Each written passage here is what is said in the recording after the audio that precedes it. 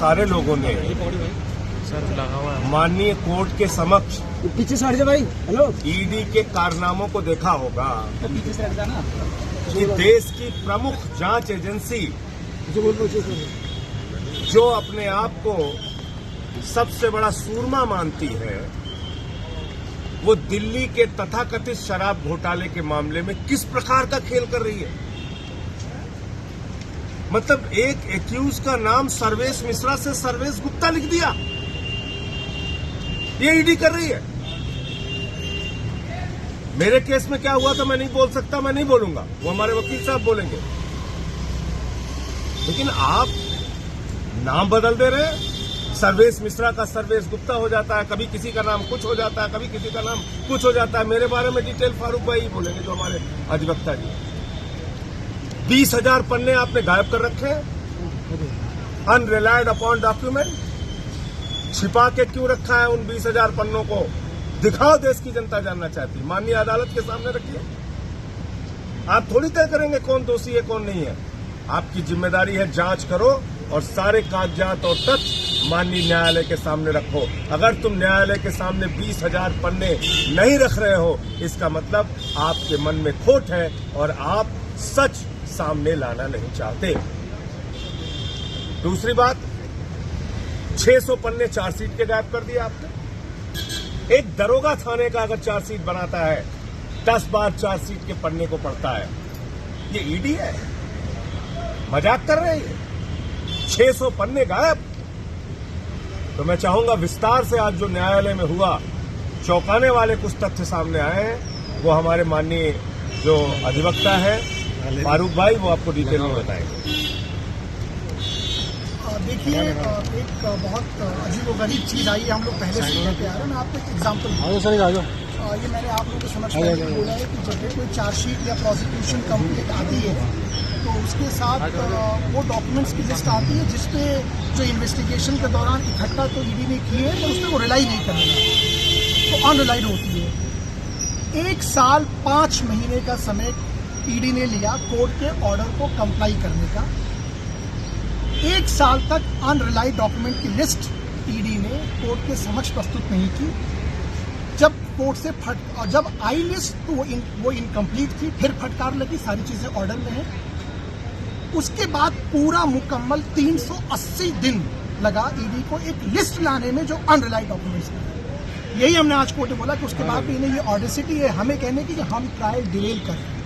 एक 380 दिन एक सशक्त एजेंसी को लग रहे हैं अनरिलाइड डॉक्यूमेंट की लिस्ट लाने। सर्वेश मिश्रा के मैटर में सर्वेश मिश्रा के 3 बयान होते हैं।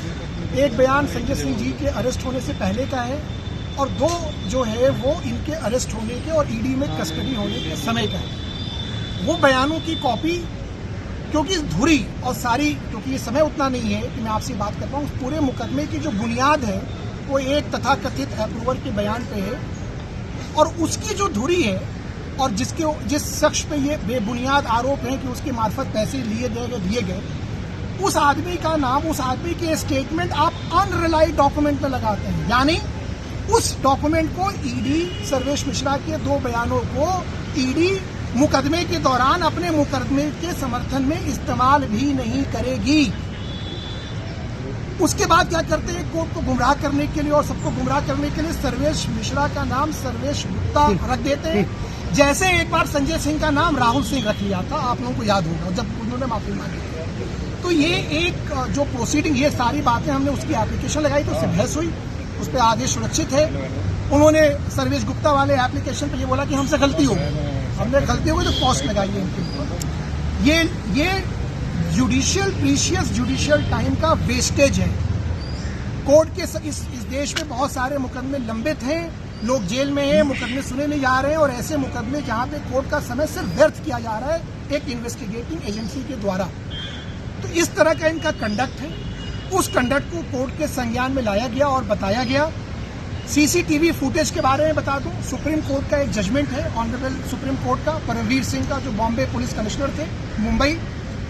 तो 2 दिसंबर 2020 को सुप्रीम कोर्ट जो कहती है आप लोगों की जानकारी के लिए, वो अनुच्छेद 141 भारत के संविधान के हिसाब से देश का कानून बन जाता है। सुप्रीम कोर्ट 2 दिसंबर 2020 को ये कहती है कि सारे थानों में इंक्लूडिंग ईडी, एनआईए, एनसीबी, सारे दफ्तरों में आपको कैमरे इंस्टॉल करने, हर जगह पे, सिर्फ वॉशरूम को छोड़ के हर जगह पे करने। ऑर्डर में मैं ऑर्डर जाएगा आपको दे दूंगा। पैरा 16, 17 और 19 3 पैरा उस जजमेंट उस पे ये सुप्रीम कोर्ट कहती है कि आपको करने ऑडियो फैसिलिटी रखनी है और नाइट विजन भी रखना है। सुप्रीम कोर्ट का आदेश का अगर अनुपालन नहीं होता है तो वो कंटेम्प्ट ऑफ कोर्ट होता है। इसकी जानकारी आप सब लोगों को है।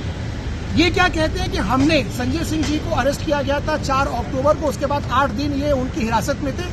जब हम लोगों ने उनकी कॉपीज मांगी कि भाई आप वीडियो फुटेज विद ऑडियो दे, तो कहते हैं कि उस जमाने में हमारे पास तो ऑडियो वाला था ही नहीं, हमने नवंबर में लगाया। हमने कहा आज बहुत बढ़िया, अगर आपने नवंबर में लगाया है तो जो आप कहेंगे इस एप्लीकेशन के रिप्लाई में वो सत्य तो है नहीं। आप और हम पक्षकार हैं मुकदमे में, एक पक्ष में और एक पक्ष आप है। ये फैसला कोर्ट सही ये करेगी, कौन सही है कौन गलत है। तो हमने उनसे ये कहा कि आप वो दस्तावेज, कोर्ट से हमने प्रे किया कि वो दस्तावेज आप ईडी को डायरेक्शन दें कि वो प्रोड्यूस करें एफिडेविट पे, रिकॉर्ड पे, जिससे ये साबित होता हो कि नवंबर में ही ये इक्विपमेंट खरीदे गए।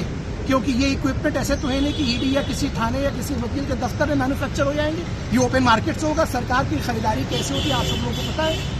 ओपन टेंडर होगा, जो भी होगा वो डॉक्यूमेंट्स लाने के लिए बोला है।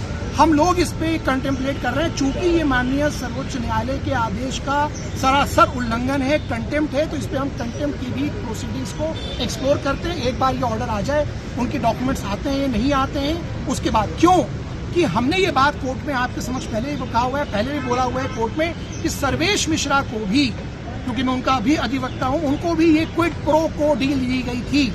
जैसे दिनेश अरोड़ा के लिए फंसाया गया, लोगों का नाम लेके और भी अप्रूवल का आप सब जानते हैं। सर्वेश मिश्रा को भी ये डील की गई थी कि संजय सिंह का नाम, इनका नाम, उनका नाम ले लो, छूट जाओगे। पर उस आदमी ने, उस शख्स ने उस बात को नहीं माना और कहा कि मैं किसी का नाम नहीं लूंगा और जो तथ्य है, जो सत्य है, मैं उस पर रहूंगा। तो हमने कहा कि ये सब बातें चूंकि मैं कह रहा हूं, तो मैं जो कह रहा हूं, मैं पक्षकार हूं, सारी बातें भाई ईडी कह सकती है, कोई कह सकता है, जो मैं कह रहा हूं वो सत्य नहीं है।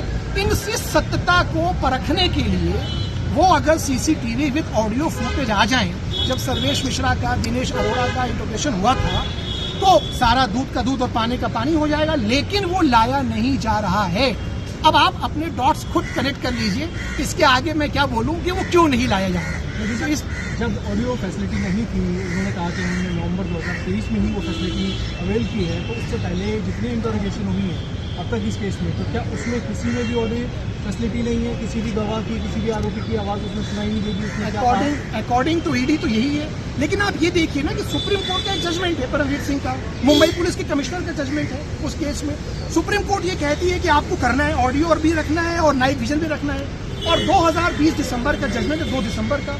नवंबर 2023 में आप इंस्टॉल करते हैं। 3 साल तक अगर आपने इंस्टॉल नहीं किया तो क्या आप, चूंकि ईडी है, आप एक सरकारी संस्था है, तो क्या आप सुप्रीम कोर्ट के आदेश से ऊपर हैं, उनसे बढ़ के हैं? इस बात का जवाब आप लोगों को लेना होगा। सर, सुप्रीम कोर्ट की बात अलग है, कंटेम्प्ट ऑफ कोर्ट वहाँ चलेगी या नहीं चलेगी वो वक्त बताएगा। लेकिन आपके केस में जो ऑडियो फैसिलिटी नहीं है, रिकॉर्डिंग नहीं है, उससे आपको क्या बेनिफिट होगा या और ईडी को क्या नुकसान? नहीं, ईडी, अगर देखिए आपका सवाल थोड़ा सा गुगली है, मैं सवाल को सही कर देता हूँ। उसका ये है कि अगर वो डॉक्यूमेंट या वो वीडियो फुटेज विद ऑडियो आता है तो क्या होगा।